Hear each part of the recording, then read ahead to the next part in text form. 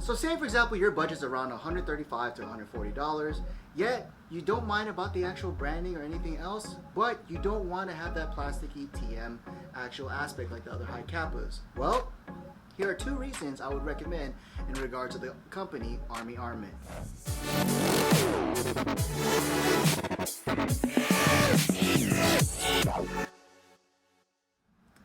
Hey, what's up guys, and welcome back to another episode of Airsoft Master. And just like we talked about, we're going to be talking about is the company Army Armament, and a couple reasons why I would recommend in regards to doing these for more bang for your buck. Starting off with the two pistols that we have in the model is we have the R501, and as well as that we have is the R603.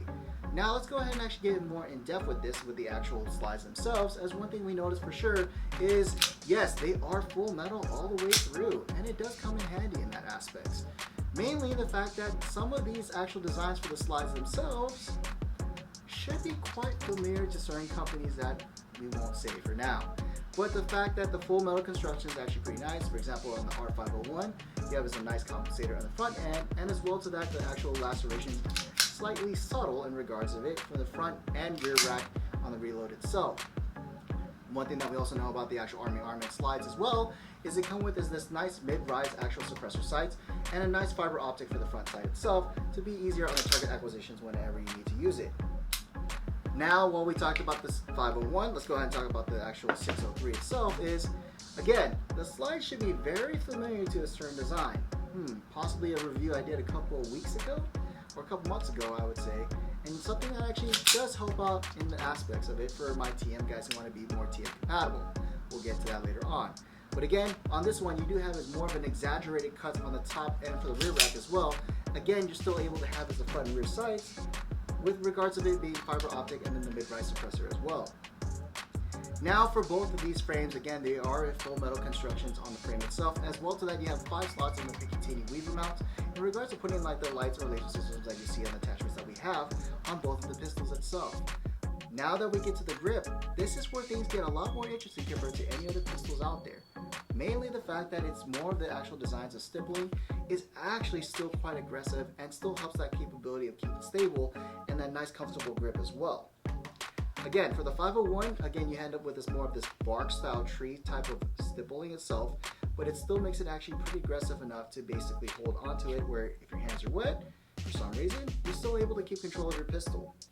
The same thing can be said about the 603, as if we look into that one is basically the same style with more of the bark tree as well.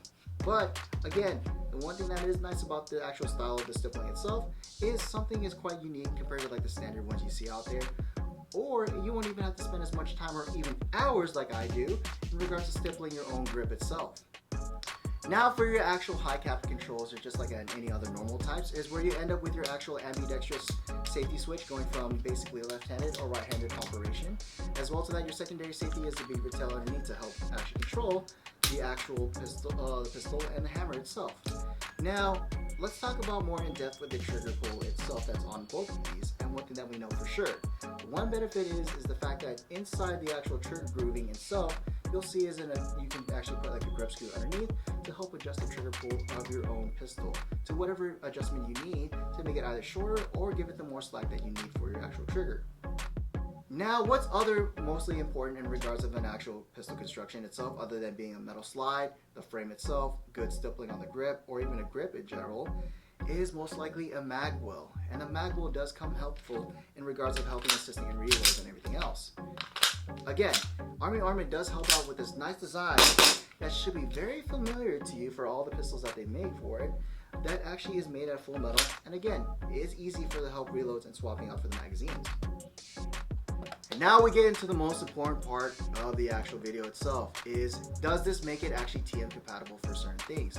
Well, surprisingly enough, in this actual role that we have, they are. In certain aspects, 9 times out of 10 they can. For example, we took the R603 and see if it's compatible with the actual stock TM 4.3 slide itself to see if it actually cycles through. Surprisingly enough, it's still pretty smooth enough on the way through itself. But the only drawback that we've seen in the Army Armament is the hop-up chamber itself wasn't able to fit into the actual stock Tokyo Marui outer barrels. Even the same thing can be said about the actual stock Tokyo Marui hop-up chamber to the regular Army Armament outer barrel. Now, the difference in between it is the only thing that would make it more proprietary itself would be is the outer barrel and the actual itself, but it's an easy swap with other upgraded parts like you have, such as Airsoft Masterpiece or even Maple Leaf. Speaking of which is the most important thing that we need to talk about, is actually finding the hop-up adjustment. Again, just like any other normal high Capa, what we have to do is just take out the actual takedown switch itself, pull out the actual takedown lever, pull it out, slide the actual pistol forward, and again, we'll be able to access the dial to adjust the hop-up to whatever weight EVs you're going to use. Put it back, same thing, slide it back, go ahead and put your takedown switch back, and you're good to go. Now we're in the part of the video where we're going to talk about again is magazine compatibility. So of course what we're going to do is we're going to test out using the standard Army Armament's actual magazine itself, and of course as we all know, it's good to go. But what about other brands that we usually carry? Well, for starters with, of course, let's see if it's actually TM compatible with magazine like a stock TM. It's somewhat okay, but for some reason it still has a weird gas leak in all the way through because of the compression itself. So it's a little bit of 50-50. But what do we think about the actual jack precision type ones? Like the same ones we've seen for the Sand Viper and the Pit Viper. Surprisingly enough, if you have a jack precision Sand Viper or Pit Viper, it's fully compatible, and in regards to that, still has the same recoil and gas efficiency as if you would have an Army Armament. Using 0.20 gram BBs and regular green gas.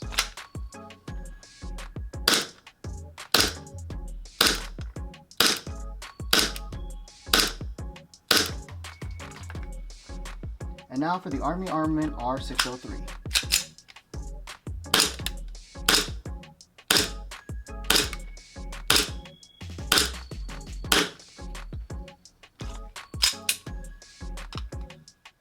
So while we actually chrono both of these pistols, we notice on the average we're looking around at the 300 to 320 FPS.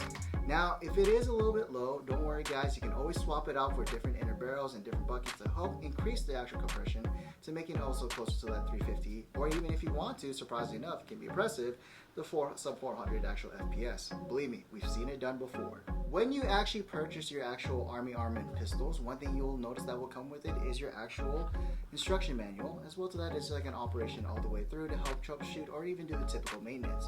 And as well to that, not only that, you're going to end up with the actual very familiar type of green gas magazines that holds about 28 rounds, and as well to that, the pistol itself.